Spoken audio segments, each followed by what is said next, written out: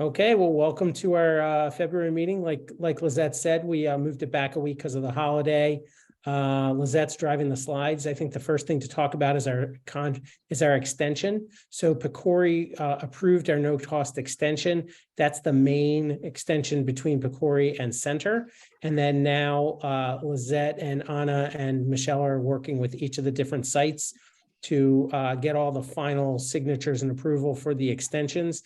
If any of you are having trouble with that, welcome to the team. I'm having same trouble at my site, still trying to get that signature all done.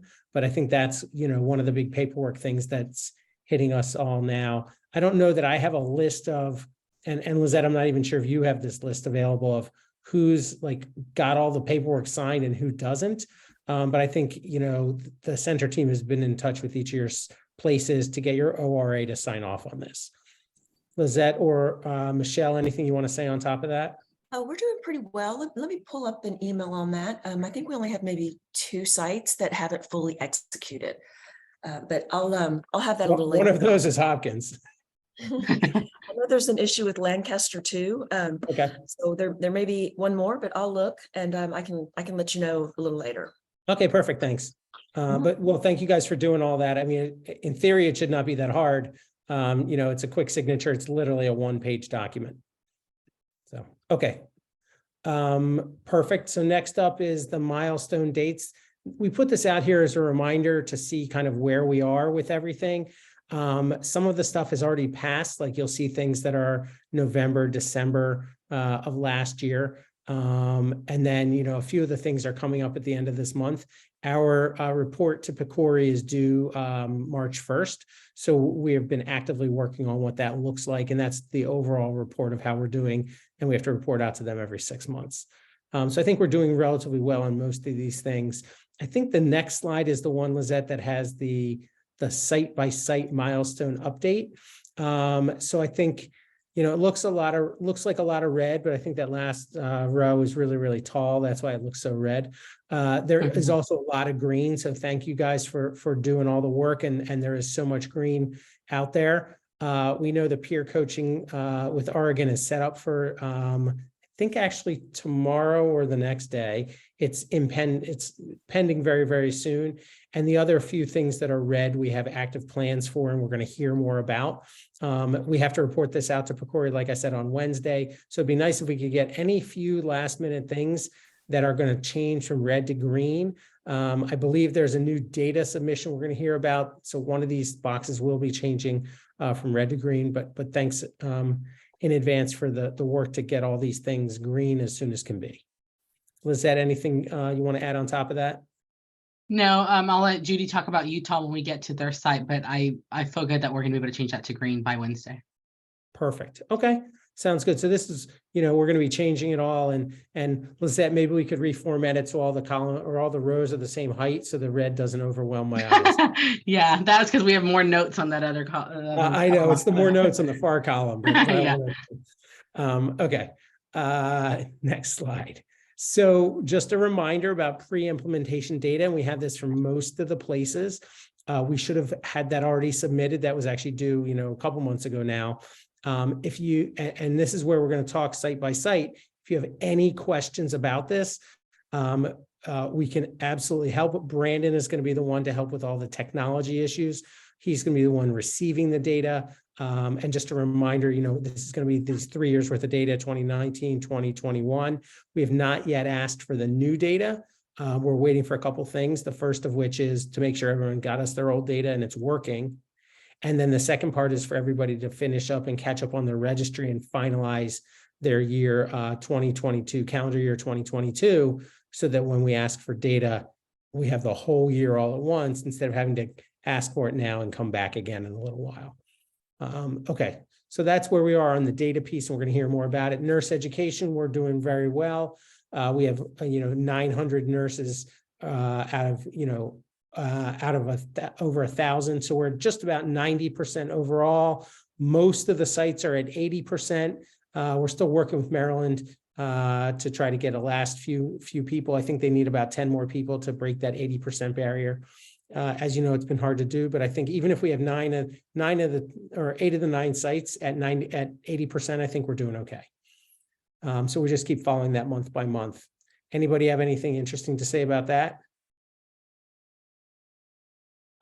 Dr. Hutt, this is Shelley from Stanford. I haven't received any additional reports of nurses completing the education module. Is it because we already went live with our alert? Because as we had more staff come after our implementation, our go live date, our nursing managers have continued to have the nurses these new nurses complete the module. And so I was just wondering, yeah. No, it's a great question. And I think what we have decided centrally was if you're not getting any reports, it's because no new nurses have done the training within the past week. And Lizette, you can help correct Yes. me if I'm wrong on that in that Yeah, we regard. only, Ashley will only send you a report, Shelley, if we've seen an uptick in 1 week. So she does it every week. And so, if you're still at 121 and your number hasn't changed, you won't hear from her. But even if one person does it, then you'll get a notification from Ashley. Okay. And what we can do is if you think, Oh. sorry, Shelley, I ahead. was just going to say, if you think that more people have taken it and, this has been a big push and people are telling you they're actively doing it, we can certainly have Ashley double check that. But, sure. but I think what we had done was, since most people were doing pretty well, we had stopped the weekly or the weekly emails that say you don't have any new people because we're not having all the places really push. The only places that keeps getting those emails is Maryland. But if you do have anybody that finishes it, we are supposed to send it to you, but we can have Ashley double check. Okay, I'll just reach out to her, maybe just at ad hoc and see where we're at. Perfect. Yeah, I don't see her on the call right now, but I'm sure Lizette can touch base with her as well. Yeah, and I'll Okay. send her a note, Shelley, but I mean, your number should be at 121. If it's higher, then Ashley will notify you, but I'll have her just triple check that just to make sure. Yeah. Okay, thank you. Okay. It's a fair question. And we certainly thought it was important to send emails early on, but now that, if you're at 95% or 90% and you're not making any more changes, we didn't think it was worthwhile to clog up your inbox with an email or to have Ashley kind of use her time to send an email every week. Hey, no change, no change, no change. Okay. Thank you. Any other questions on that? Okay. Next slide. So peer coaching, this is another gentle reminder. Doreen is ready, willing, and able to come either in person or remotely, depending where your hospital is. Reminder, if you have sites that have not yet launched and you want her to come before the launch, she's happy to do that. We certainly also have sites that have been going for a while that never had her out there, either in person or virtually. So just as a reminder, we really need that. It's one of the benchmarks. It's one of the milestones, and that is still going to be a red box for people until you get that done. And this is not the one-on-one with Doreen and a trauma manager or a trauma director. It really is Doreen with some of the frontline nurses. And that can be, like I said, in person or remote. She's got varied times available. And like I said, there's one more set up for later on this week, but those, the spots down at the bottom that are red, please make sure you're in touch with Doreen to set up some times. And, as I hear from some of the sites, it really has been very beneficial for the nurses at the sites to hear directly from Doreen. So, Doreen, anything else you want to add on top of that? No, just dates. And then I'm available for night shift, day shift, whatever you would like. So we can set up a Zoom, or if it's close, I can come in person. And just some of the options for what have been done. I mean, I'll name a few, but obviously Doreen knows more about them. But, if you have a monthly meeting with all your staff nurses that is on Zoom or gets recorded, that's an option. Sometimes it's a small number of nurses in like the daily huddle, like either the day shift or the night shift daily huddle. Doreen has come to some of those. Doreen, what other options are there that you think have been useful? I think you've hit that. There's been monthly staff meetings, the huddles, again, rounding on the units when I've been able to go in person. Just, any place where we can do outreach and where your staff are normally meeting, because then it's not an additional meeting that you have to bring people to. But I don't mind meeting with 5 people or 50 people. As long as we can just touch base. A lot of times people have concerns about workload and various things like that. And I'm able to answer a lot of their questions, which seems to help. Okay. Questions for Doreen for the whole group? Anybody have anything? Okay, next slide. So qualitative site interviews. So we picked 5 sites. We're going to get some qualitative interviews done. We, Lizette has been working with each of the site to get us the names and contact information for the people we're going to be talking to. I think we have most of those, if not all. Right now, the current holdup is the IRB. I've been back and forth with my IRB for 3 months on exactly what this is supposed to be. And once they realized we're going to be having some help from the group at Penn who does in their mixed methods lab, on and off again with my IRB. I think we have it finalized almost. It is submitted with the way they want it done, and it will be reviewed. I think it's on for Thursday or Friday of this week. Hopefully we'll find out quickly, and then the Penn IRB should be able to rely on that and also go through pretty quickly. So my optimistic self thinks this might start within the next couple of weeks. And then just as a reminder, these are the sites that we're going to be interviewing people at. And we think these interviews they're obviously online recorded, and they will not be long. They'll be 20, maybe 30 minutes with 5 different people from each of the sites to give us a feel for what worked well, what didn't work well, and we'll go from there. So there's a few last little pending pieces right here that if you could work with Lizette to get us, because what I'd love to do is get that information to the Penn group so that the second the IRB is approved, they can reach out and start these interviews. Yeah, and I will say that for those of you, I know Lancaster and Maryland haven't submitted the frontline nurse contact. That one, you can submit several people for that might be interested in doing it. And then we can the Penn people can work with them and whoever schedule is more flexible and able to do it, they can then just schedule that one. Yeah, and some of the people one of the people at each site is the PI. So, there's only one of those. So like that will be a relatively easy person to pick, or the data manager. The frontline nurse, we want some input from frontline nurses at all the different sites. Obviously, you have a lot of people you can pick and choose from for that list. So you can give a couple names to Lizette if that's easier. And thanks in advance for the people who got picked to do this. It should only take you, like I said, about a half an hour if you're the ones who were picked for the interviews. So this is the list of who's going to be talking to our qualitative team. It's some of you as the PIs, some of you are the research manager, data coordinator, the nurse managers, et cetera. Here's what the list looks like, because we really do want varied input from people to give us an idea of what has worked well and what has not worked well. And honestly, please be honest. If you say, hey, Elliott Howe runs a poor meeting, please tell us that. And if 25 people say that, then we'll have to switch it. But also, some of it's technology, some of it's the data piece. Whatever we can do to make this better moving forward, we're the first 9 sites. Assuming this works and we figure out all the kinks, the idea is to grow this larger. So that's the idea of how might we do a better job next time. It's all anonymous too. So, if you talk to someone, it will be all anonymized. It won't say like, Mike Strife said Elliott Howe needs a haircut. Questions about the qualitative stuff coming soon? Okay. Just a reminder, all the project documents are available Here's the link, here's the password. If you can't find it or can't get in, Lizette can obviously help you with everything.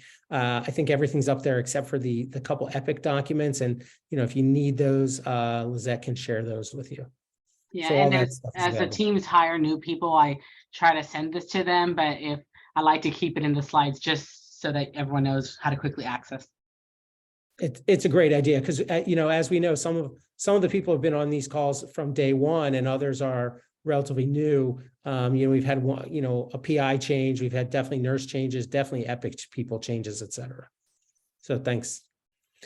So before we move ahead, does anybody have to go earlier before, because if they have to leave, we can change the order, but we're going to go site by site and talk about where we are with milestones, site by site, and kind of hear what's going on and what we can do to help. Okay, so with that, we're just going to go in the order Lizette has us ready to go. Christiana. I don't have any updates. I think everything's going fine. Perfect. Thanks so much. And that's honestly, that's a fine update. If everything's going great, that's all we need. Maryland. So Dr. Kozar and I are planning to visit all the units again this week to see if we can push some nurses over the edge. That's it. Maybe different wording. I don't know about pushing over the edge. I wouldn't use those words. Yeah.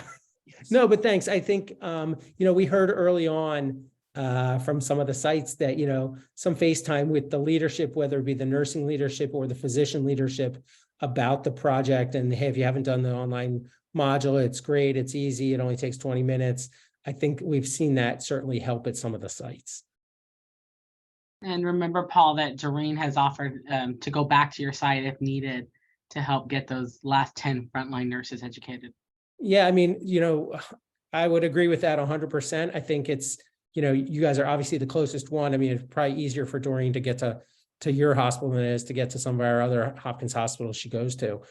So feel free to set up times with Doreen to come to different units and talk to people about it. It's a great idea. Oregon.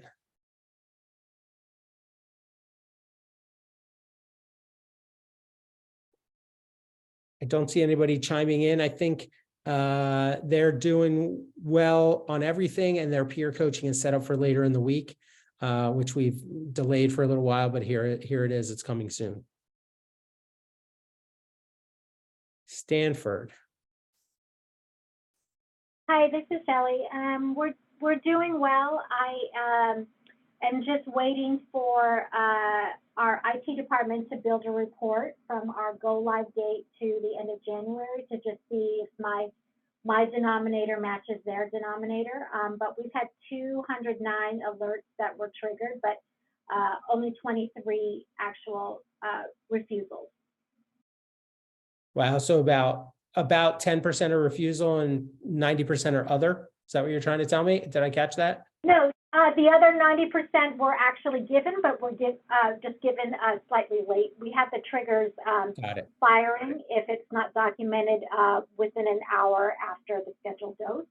So of those 209 alerts where it triggered because it was late or it wasn't documented, only 23 were actual refusals.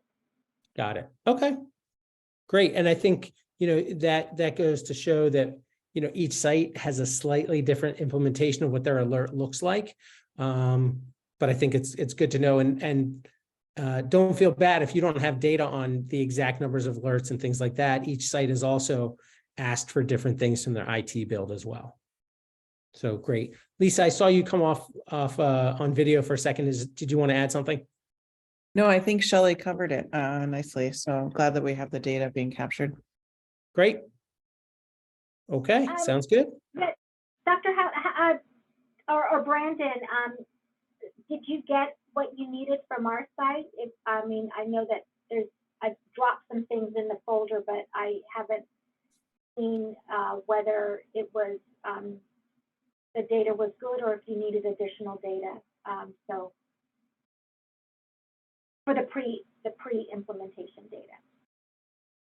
So we do have data from 2020 and 2021 for the missed doses. And then we do have trauma registry data for 2019, 2020, and 2021. Okay, So it sounds like you might be missing a little bit of data, Brandon. Is that, did I The catch that 20 correctly? I think just the 2019 medication data. the baseline data then. Okay, for 2019. Yes. Okay, thank you. I'll get that. Perfect. Thanks a lot. Okay. Lancaster. Hi, we're doing well.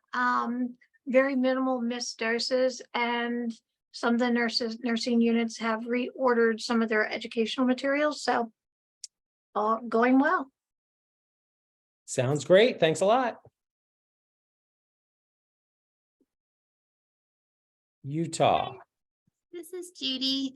So I met with Lizette and Brandon on Friday and I uploaded our data and Brandon was gonna look at it and see if we're missing anything or he need to make any changes. And then Dr. McCrum let me know that our real-time alert is built and has been approved. Our only issue now is they're trying to figure out who's gonna be implementing it. So they sent an email out to the director of inpatient IT and hopefully we can get some answers from him.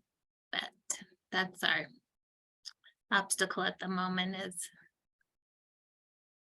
that. Got it. So if you need any help with that IT implementation, you know, don't forget, many of the sites offered letters of support from their informatics groups Okay. at different levels, whether the chief information officer, et cetera, et cetera. So if you need help reminding people that this was already approved by, you know, nursing and the trauma center and IT, we're happy to resupply those letters back to remind people of what they said they would do. We've done that at a few of the sites that I thought was pretty helpful. Okay. Oh, and she also wanted me to let you know that the charge nurses and managers are all trained, but they're waiting to train the frontline personnel until the real-time alert is set, and then they'll train the frontline. And I think that's a fair assessment, like especially if things are going to change a little bit and you don't want to train them months ahead of time before it rolls out. So I think that's okay as long Okay. as they're ready to go once this thing is approved. Okay, thank you. And then Brandon, did you want to talk about the data?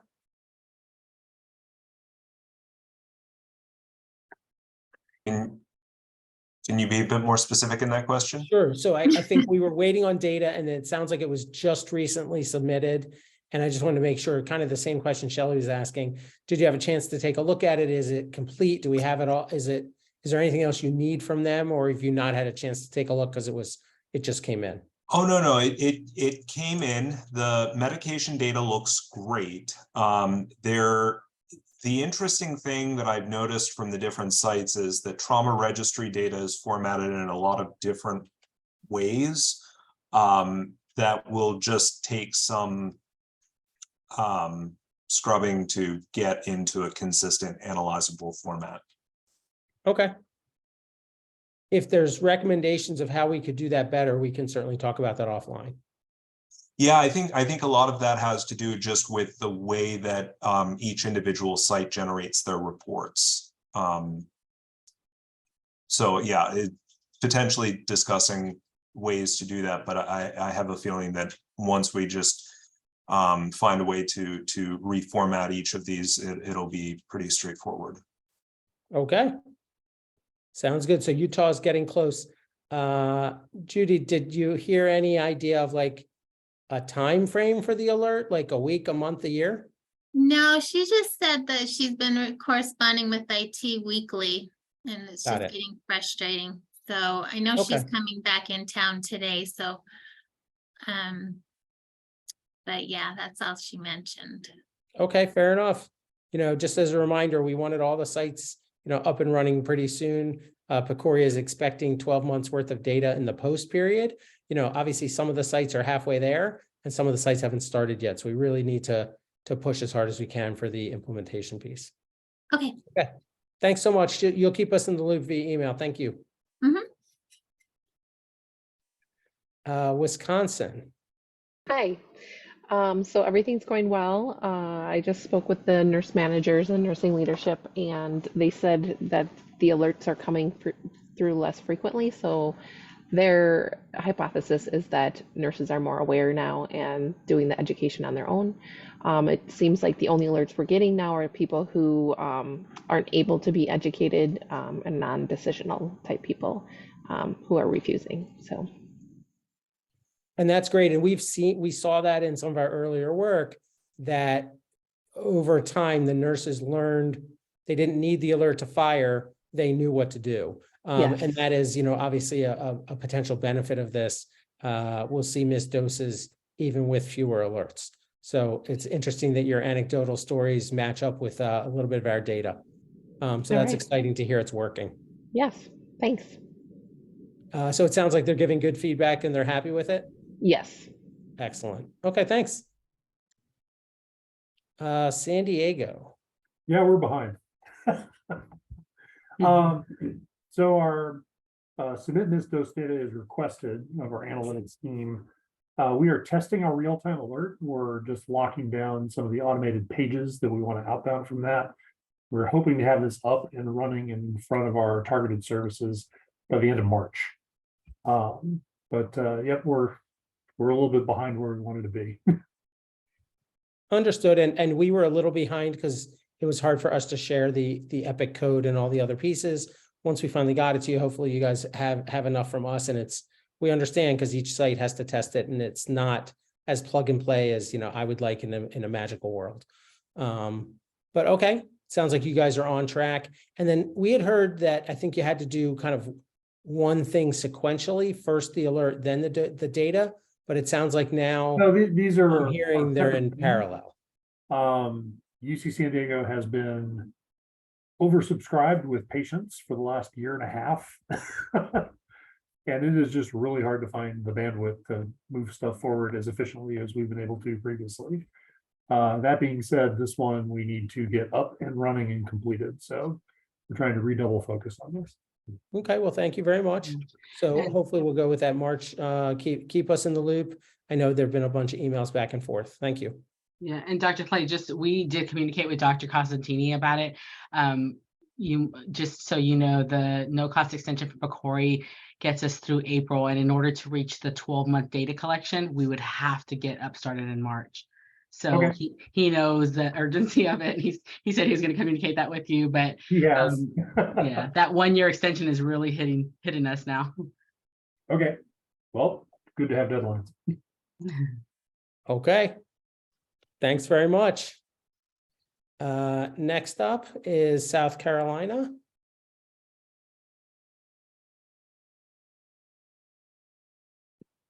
I'm not hearing anybody chiming in. Lizette, maybe you can just kind of fill in the group. I know there were lots of separate offline meetings. I've spoken to Bruce Crooks about it. I know you and Brandon had some discussions with them. Maybe you just want to kind of fill in the group of where we are. Yeah, we had a good meeting with their site, and we should be seeing their both their registry and missed dose data by the end of the week, is what Dr. Crooks communicated to us. And then the real-time alert is being built and prioritized. And so again, Michelle and I did hit home on the urgency of that March deadline, just to be able to get that 12-month data collection. And so we provided them, some language on that so he can forward to his team to continue pushing them for that. But they are moving. It's just like some of the others, it is taking some time. Okay. Yeah, I think, the last couple sites, we're getting down to crunch time. Yeah. So thanks for trying to really push hard in the next few weeks to get these launched. I think that's the last site. So I think I'll open it up for any general Q&A or anything other people want to talk about or discuss, or anything else I missed either from the Hopkins Team Center or any of the other sites.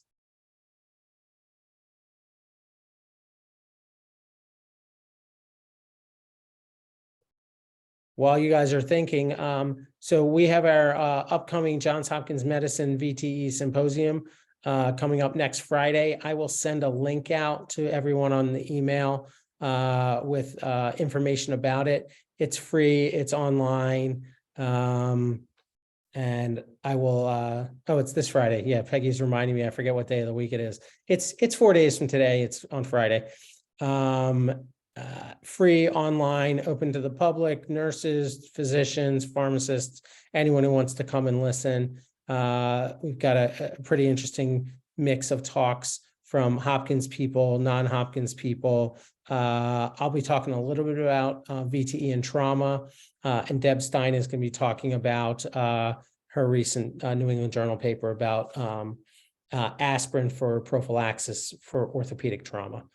So I'll send it out for people if they want to join in at any point during the morning.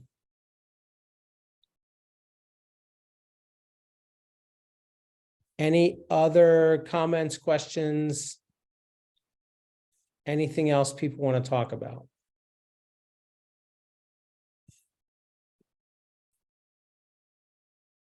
Oh, Peggy put the picture and our invite for Friday on the in the chat, and I'll send it around to everybody else as well.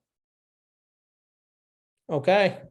So with that, I think we're going to close out. I think, like I said, as the things are up and running, the meetings can be short and sweet and focused into the point. And then if you need any help with the data stuff, it's going to be Brandon, and then other logistics stuff, myself, Lizette, et cetera. So thanks again for everything. And you should be hearing hopefully soon about the discussions and the qualitative work at each of the sites as well.